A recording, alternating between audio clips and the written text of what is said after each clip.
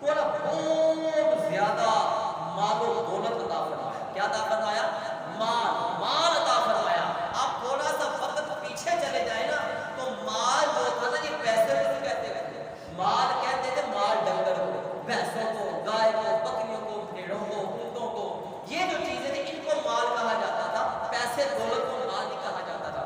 اللہ نے بڑی ہی رحمت کی ہوئی تھی، بڑا ہی نوازا ہوا تھا حضرت ابراہیم علیہ السلام کو، بڑا ہی مال عطا کیا ہوا تھا.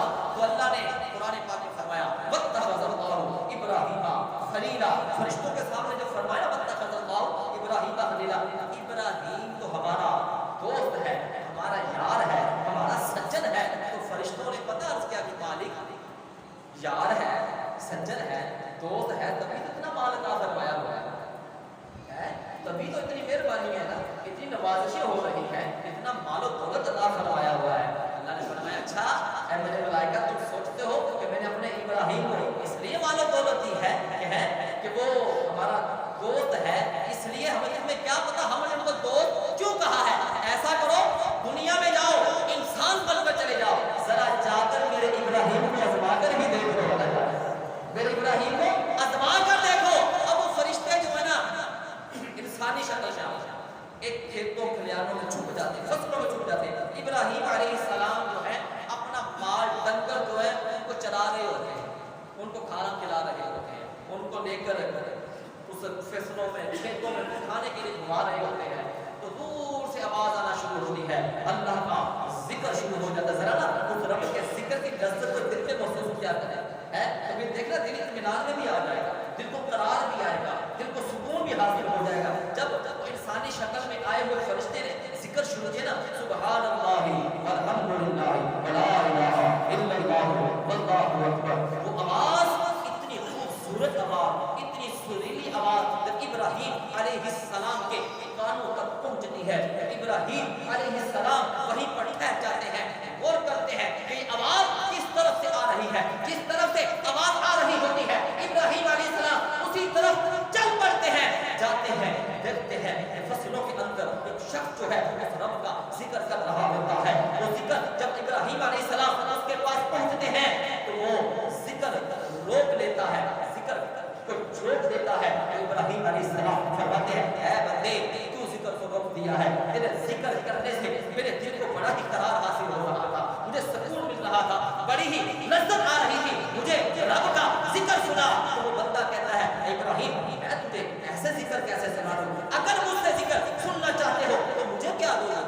مجھے کیا دو گے تم؟ ابراہیم علیہ السلام نے فرمایا ایسا کرو تم مجھے ذکر سناؤ، میں تمہیں اپنے مال ڈنگر کا جو ہے ایک حصہ تمہیں دے دوں گا. ابراہیم علیہ السلام نے جب یہ فرمایا تو وہ انسان جو فرشتہ تھا انسانی شکل میں آیا ہوا وہ پھر ذکر شروع کر دیتا ہے، سبحان اللہ والحمدللہ ولا الہ الا اللہ واللہ اکبر. ایک وقت آتا ہے ذکر رک جاتا ہے، پھر ابراہیم علیہ السلام فرماتے ہیں کیوں ٹھہر گئے ہو، کیوں رک گئے ہو؟ وہ کہتے ہیں جناب جتنا مال دیا تھا ٹائم پورا ہو گیا. آپ فرماتے ہیں کہ دوسرا حصہ بھی مال کا میں دیتا ہوں. رب کا مجھے ذکر سنا. وہ انسانی شکل سے جو فرشتہ ہوتا ہے پھر ذکر شروع کر دیتا ہے، سبحان اللہ والحمدللہ ولا الہ الا اللہ واللہ اکبر. پھر وہ ٹھہر جاتا ہے. ابراہیم علیہ السلام فرماتے ہیں اب کیوں رک گیا ہے؟ وہ کہتا ہے جناب وقت پورا ہو گیا ہے، جتنا مال دیا تھا وہ ٹائم پورا ہو گیا ہے. آپ فرماتے ہیں تیسرا حصہ بھی مجھے دے دیتا ہوں. پھر وہ ذکر شروع کرتا ہے، ذکر کو روک لیتا ہے. ابراہیم علیہ السلام فرماتے ہیں اب ذکر کو کیوں روک دیا ہے؟ وہ کہتا ہے جناب وقت پورا ہو گیا ہے،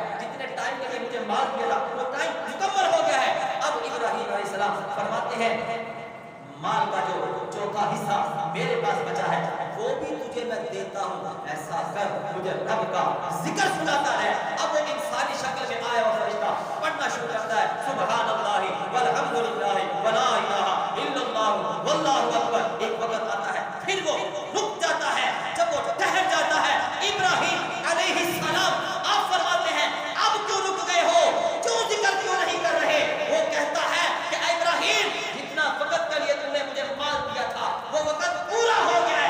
اب تیرے پاس مال ڈنگر بھی نہیں ہے تو تو مجھے دے گا، میں تجھے رب کا ذکر سناؤں گا. تو ابراہیم علیہ السلام آپ فرماتے ہیں کہ اے